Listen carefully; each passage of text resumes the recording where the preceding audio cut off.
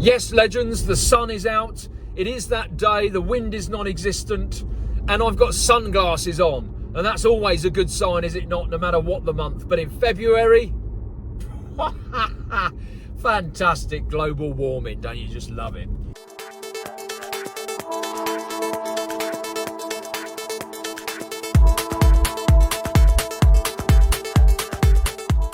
I'm not far away now from Park Hall Radio Control Helicopter Club, the oldest radio control helicopter club in the UK. And today is Rosie's maiden flight in her F3C Fuselage. And if you haven't seen the video of me building it, etc., well, I linked it earlier on. I've only had 3 flights on Rosie, so really, this really is another set of maiden flights. For those of you who don't know what F3C is, because I've referred to it a lot, it merely is a paragraph in a set of regulations which determines flying style. The paragraph F3C determines that the flying style of radio control helicopters is very methodical, precise, deliberate, to a set routine, and so on. It's not the same as the 3D stick bangers that we all know and love and see on the Tuber View. I mean, they are in a league of their own, in my view. It doesn't matter whether they're local stick bangers or worldwide known stick bangers. What they can do with machines is simply beyond my comprehension. A friend of mine in this community has got a fantastic YouTube channel, RC Helicopter Richard. Do go and see it up there. He breaks down all of the 3D manoeuvres so that you can see by its component parts how these amazing stick bangers do what it is that they do. But he has also created some fantastic videos on licensing and testing, and also some F3C manoeuvres. So if you want to improve your flying style, this is the wrong channel for you. You need to go over there, or at least subscribe to him too. So we're not far away from Park Hall Heli Club now. I'm super nervous. I'm super trepidous. If 100% is my flying ability, today I'm going to be flying at 75%. Am I an F3C flyer? Well, I'd like to be, but the fact of the matter is, I'm not nearly as good as you need to be, really, to be able to call yourself that. Right, legends, here we are.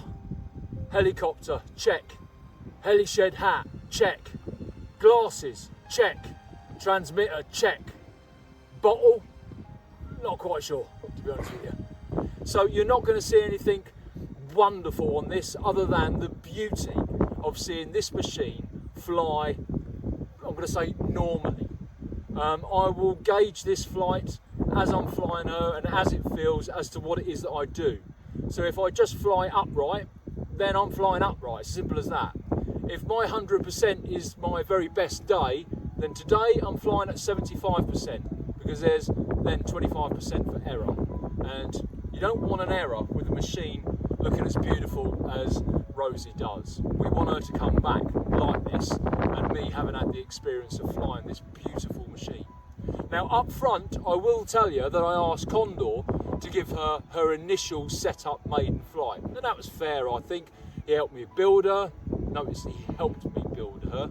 He helped me build her. See, I've never worked so hard all my life on my own. Next time, I asked him to do a flight for me to check the setup. This is my maiden, and therefore this is her maiden with me. So wish me luck. Enjoy the flight.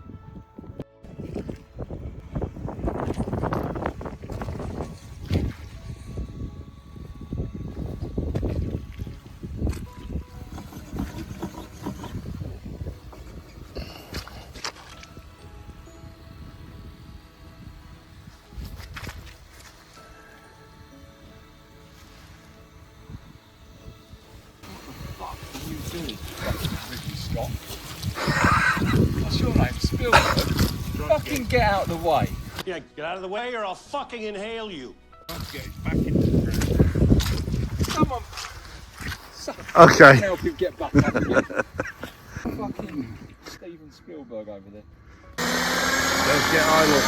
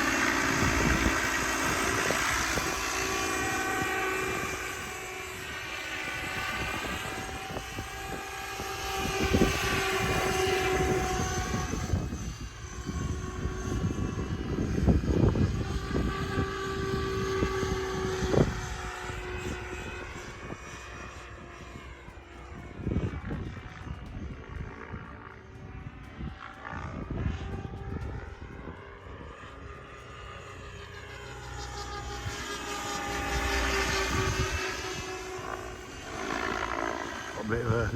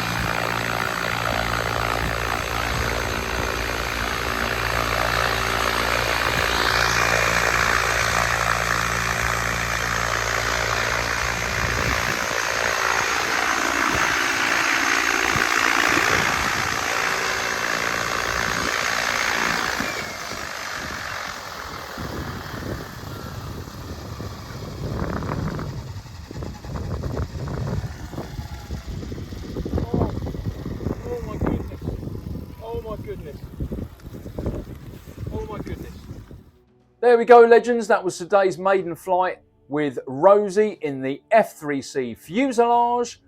Unfortunately, I usually do a piece to camera, don't I, at the end of a flight, but unfortunately today the wind really picked up and just, you know, there was a lot of wind noise. And so I decided to do a summary back in the heli shed at the end of the day's flying. And it gave me time to reflect upon that particular flight. I really enjoyed it, but I think my own flying style needs some improvement. Particularly when it comes to flying Rosie in a machine like that, in a fuselage like that.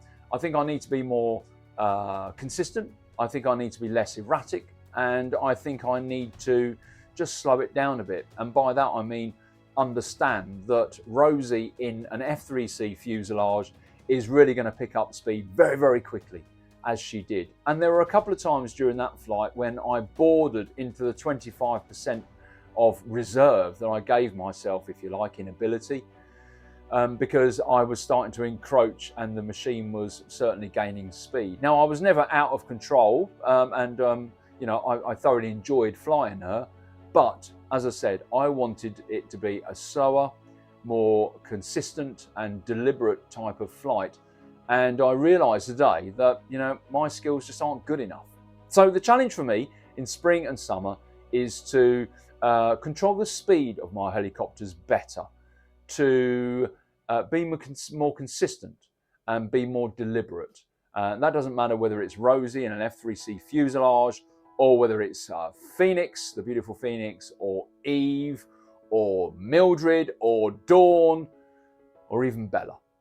The second thing I realised today is that I am 53.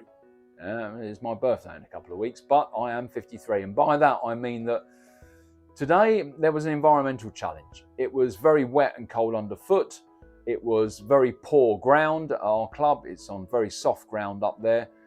And although the sun was out and there was no wind to start off with, well, as you probably heard during that flight, the wind started to pick up, and that wind chill today was well past minus.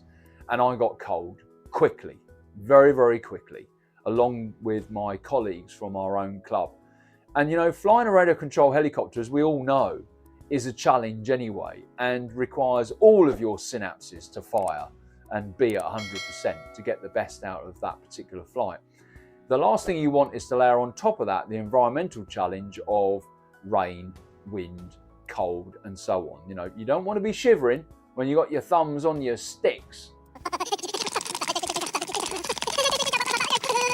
You might end up becoming a 3D flyer quicker than you wanted to be. But on a serious note, shivering whilst you're flying is not good news. Later on during the day, myself and Condor walked up to the flight field to do another flight.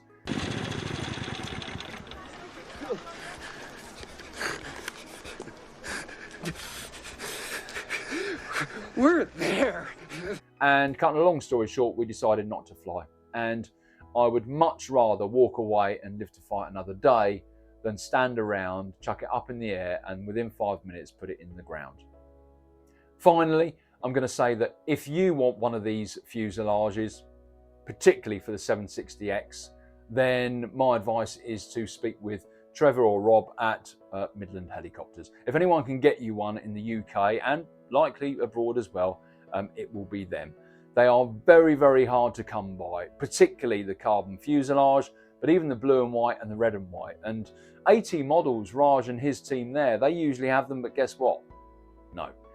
So if you want one, then do speak to Midland Helicopter. They'll bend over backwards to get you one, if it's possible to get one. No, I'm not sponsored by Midland Helicopters. No, they haven't got a hand in editing. But you know what? They helped me get that.